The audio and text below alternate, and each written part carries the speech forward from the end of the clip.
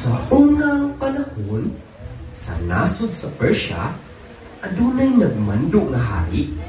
Ako, si Haring Ahasuero.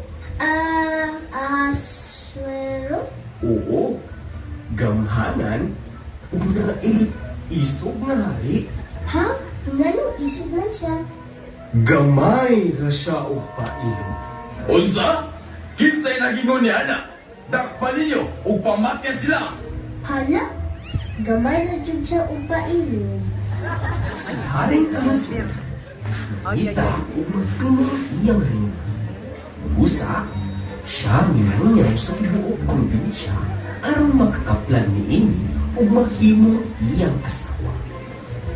Dele. Dele. Dele. Uy, unsa imong pangalan? Pagkagwapa ba nimo? Ako si Esther. Si Esther, walay amahan o ginahan. Siya gisakop sa iyang igagaw, si Mardoqueo. Si Mardoqueo nagsilbi sa palasyo ni Haring Ahasuero. Kini si Mardoqueo ug Esther mo'y mga Hudiyo. Mga Hudiyo? Kinsa man na sila? Ang mga tao sa Diyos, gitawag mga Israelita. Aha! Kasi nakatawag sa Israel. Sakto! Usa ka pangitabo niya na ang nasod sa Israel. Natunga sa duha ka bahin ang hubagatang at ang nanay.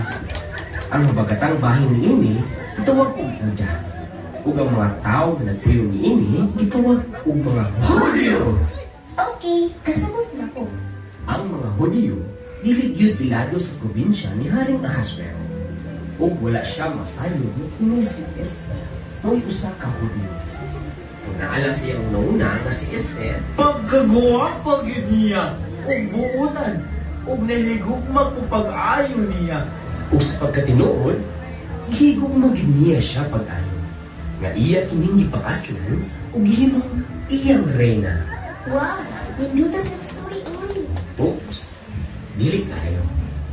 Ngano man? Adunay problema nga nito. Ni si Haring Ahasuero, adunay higala nagnganlag. Oh, puna. Ako si Haman. Murag Hayman. Wala dito. Kini si Haman, nagdumog yun sa ug labaw niyang gidungtan si Mardoqueo. Ug kay kini si Mardoqueo, wala gyud mitahod sa paglukbog kanina sukan. Pusa siya na sa pag-ayo, kini may desisyon ng kitao. Oh, Haman. Akong higala. Oy, hari! Buot ko ipasabot. Akong Ginoo. Ano maniya ka man? Ano na ko'y importanteng mensahe diha kanimo? O si Haman nagsultig bakat sa hari. Ubing nga ang mga Hudiyo tapos uda o kagubot. Dili makaayo kanina o sila pasagdan na. Kautan ang mga Hudiyo. Kinahanglan patyon nimo sila. Unta, wala nituo ang hari kaniya. Nitoo siya. Buhata, imong angay buhaton.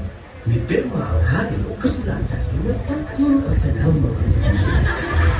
Di ba Hudiyo man si Esther? Nilalas ba siya? Wala. Wala. Adunay plano si Mardoqueo. Kinahanglan ni mong istoryahan ng hari. Nahadlo ko. Nahibalo ka sa balaod nga si Bisan kinsa nga muadto sa sulod nga hawanan sa hari nga wala ipatawag. Iyang patyon. Pero, si Mardoqueo niingon. O kinsa na hibalo nga alang di ay niini ng katayuan nga nahimo kang reyna. Esther, palihog, luwas sa akong katawan. Hala. O kung sa man iyang nabuhat. Wala ang padaog si Esther sa iyang kahadlok. Iyang ibita ang hari o si Haman sa usang kasalo-salo. Salo-salo? Kay ngano? Iyang kimbita ang hari o si Haman. O sa pagsugod nila o kaon, ang hari ang tanang ng Esther. Unsa ang akong ikaalagad kanimo? Haring Ahasuero, naay gusto mo patay ka nato ug sa akong katawhan. Nakurat ang hari. Unsa? Kinsa man ang gusto mo patay sa akong pinalanggang reyna? Kining dautan nga si Haman. Si Haman? kahit ng katawan. Ako sa kahulyo. Sama sa kuliyon, mumura o paliw ba? O sabi, Haman! Ang imo daw nga plano sa mga Hudyo, bubalik ka ninyo. Pasigo ako! Akong Ginoo! Pasigo ako!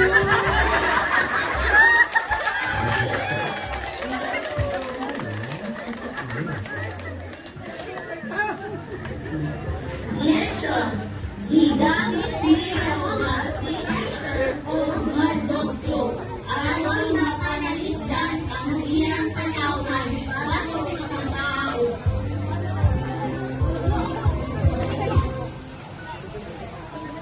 Si Esther sa bata pa, sinundan siya. Dito na niya si Jehovah sa kinabuhi niya. Kagalay mo niya, siya ipilit na reyna, ituman niya si Jehovah.